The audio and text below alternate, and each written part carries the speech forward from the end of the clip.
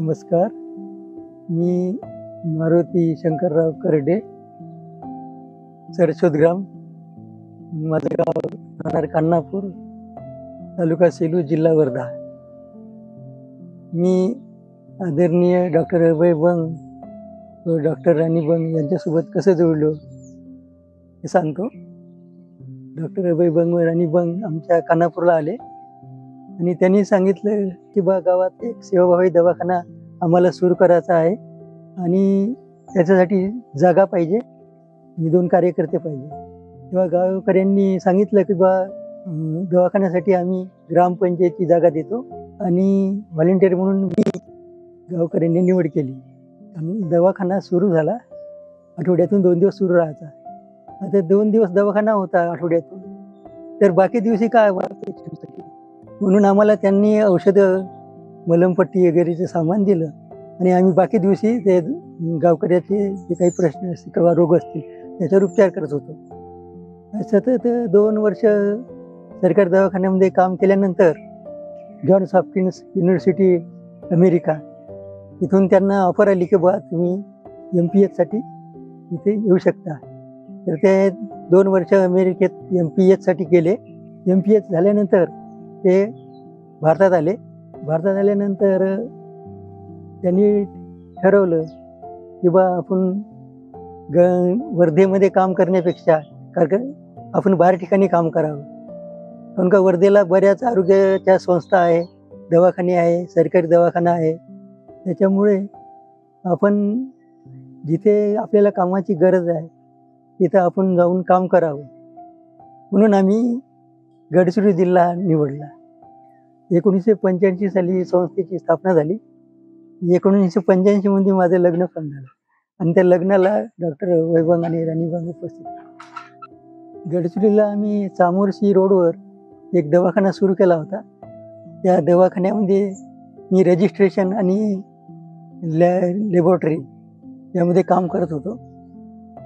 1992 मध्ये आम्ही यशोदग्राममध्ये आलो वास्तव्याला आणि इथे काम सुरू झालं. इथेच मला मुलं वगैरे झाली, लहानाची मोठी झाली, शिक्षण झालं, त्यांच्यावर चांगले संस्कार झाले. तर संस्थेकडून जे मिळालं ते आमच्या नेहमी लक्षात राहील. त्यापैकी काही सांगतो. महाराष्ट्र भूषण पुरस्कार घेण्यासाठी मुंबईला मी डॉक्टर अभय बंग व डॉक्टर राणी बंग यांच्यासोबत विमानाने गेलो होतो पहिल्या वेळेस. मुंबई दर्शन आणि तिथून नंतर आम्ही पुण्याला गेलो आणि पुणे पण पाहत आलं.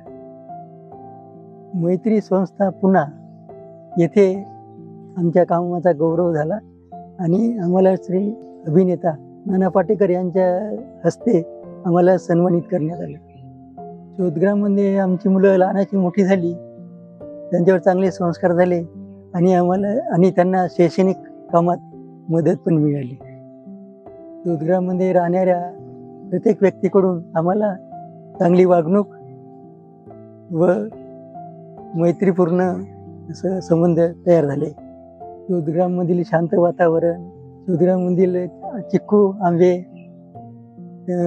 आजारासाठी दवाखाना आणि मेसमध्ये जेवण, मनशांतीसाठी महादंतेश्वरीचा आशीर्वाद, सायंकाळची प्रार्थना,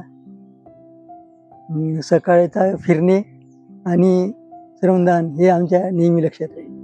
तसेच तिथून वेळोवेळी निघालेल्या सहली, शैक्षणिक स्थळं पाहता आली, यांचे पण आम्हाला नेहमी आठवण राहील.